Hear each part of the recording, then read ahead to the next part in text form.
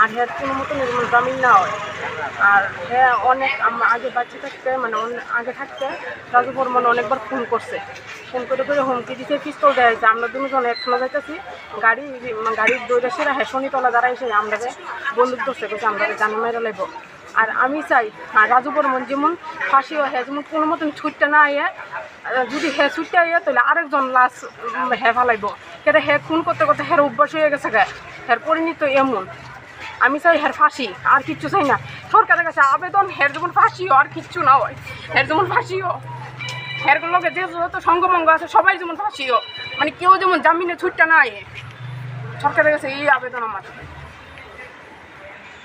Actually আমরা আশা যে আমাদের এলাকার যে আমাদের একটা প্রতিষ্ঠিত ক্লাব আছে, এই ক্লাবের যে ভক্তদের সংঘ আমাদের এই সেক্রেটারিকে মারা হয়েছিল আততায়ী রাজু বর্মন এবং তার সঙ্গভঙ্গ নিয়ে।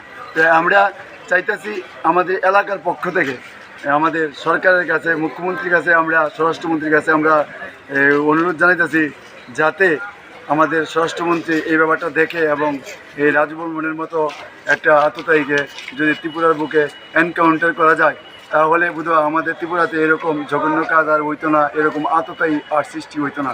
তার জন্য আজকে আমরা একটু এইখানে মিলে আমরা সবাই একজোট হয়েছি এলাকাবাসী। আপনার নামটা? আমার নাম বিশ্বজিৎ দাস।